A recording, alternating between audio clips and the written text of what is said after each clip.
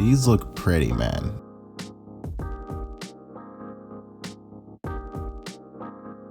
What's poppin', guys, and welcome back to the Aether Games YouTube channel. Today we are opening up Runiverse.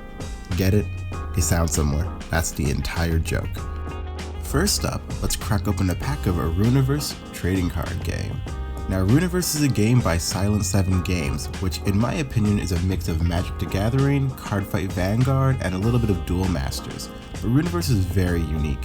Each pack contains 18 cards, 9 commons, 6 uncommons, and 3 rares. What we're looking for in here are star variant cards, and what we're looking for in here are promo cards. You can evoke creatures, relics, and spells to help you win. It's pretty interesting, but it's more complex than I can get into in this video right here. So I'm going to link to the how to play video above. Now, yeah, I want to say the card back here looks great, but let's get right into the cards. We open up with a Granachnid? Look, I can't say names.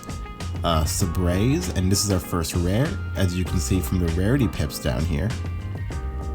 He's also the cover card of the pack, so pretty neat pick. Next up is Spell Sprite. You may notice that the pack was a ruby pack, but you can also get cards from the adjacent types here, right? The adjacent facets. Next up is a Yampi supporter. This guy's pretty cute. Followed up by a Blaze, which seems to be like a burn card that does like 8 damage. And then here is like the little baby version of Blaze. Next up is a copy of Rex Imp.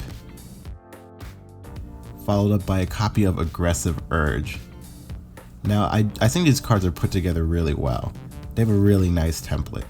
Next we get another rare in Surf's Blade, and I love these kind of gimmicky equipment cards in any game where you roll a dice to get an effect.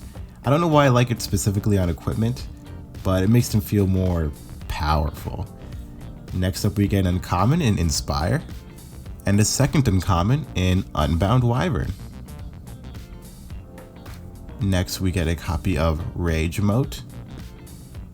And here is our star variant of Flare Moat, and I have to say, these look pretty, man. These are really well done. They're gorgeous.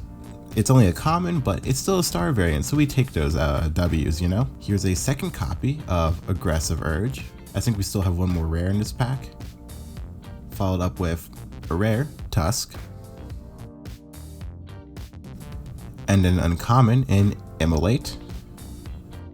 A copy of Three-Tailed Fox, and ending the pack with Pupil of the Unbound. And there goes our pack. I think we did pretty well.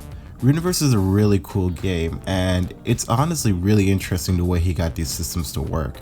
Like, when you see those card costs, they're also kind of double as their attack, and it's cool how like cards like Sabraze here, he costs 5. You can't play him until later in the game, but it's pretty neat the way he does it and limits how strong of a creature you can play.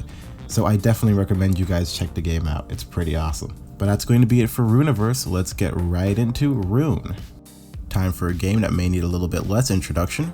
Rune is a trading card game which plays a bit like Pokemon, where you play an active minion and a bench of minions, and you equip runes to minions so that they can attack.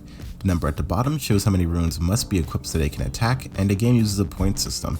The first to get 15 points wins, and it's based on the attack cost for the minion you destroyed that your opponent controls.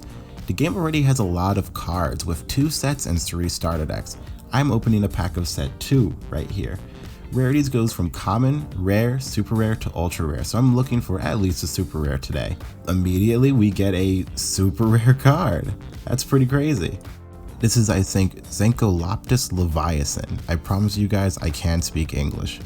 And he's a pretty good like searching tutor effect, but I think there's a lot of like draw power in this game, so it's not as crazy as you might think.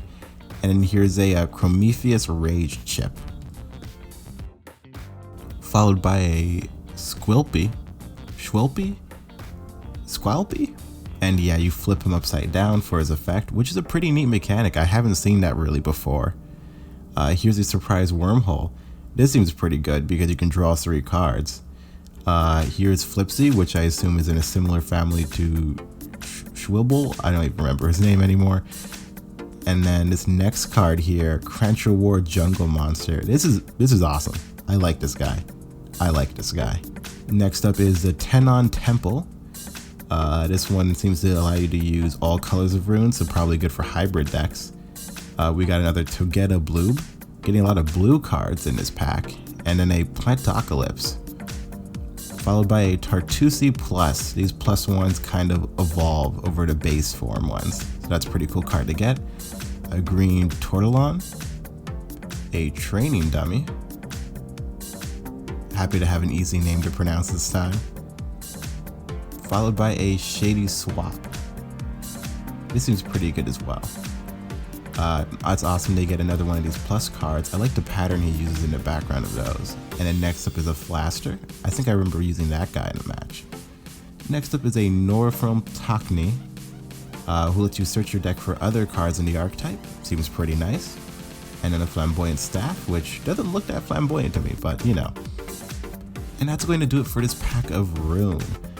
Rune's available on the Game Crafter, and I'll link to his channel and the page below. There's a lot of sets and a lot of starter decks, so if you think it looks pretty cool, I'd say check it out. I really like this Leviathan, and I really like Cruncher War, so some of the creature designs are pretty cool, even if I struggle a lot saying their names, but hey, that's how it is sometimes. So that's going to do it for today's Let's Get Physical. I hope you guys liked Rune and Runiverse, and check them out in the description below. I'll be back next week at the same time and same place. As always, like the video, subscribe to the channel, and please, I'm begging you, stay wavy.